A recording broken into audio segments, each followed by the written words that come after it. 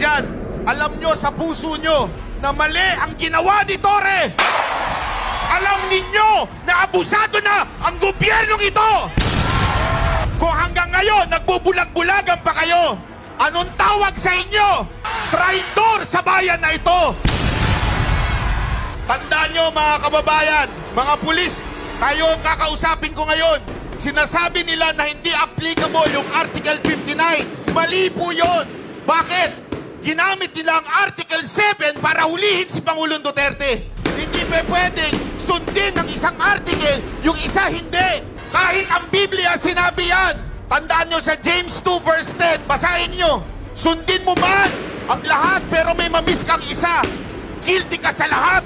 Ang ginawa kay Pangulong Duterte ay labag sa ating batas. Kinidnap nyo ang aming Pangulo.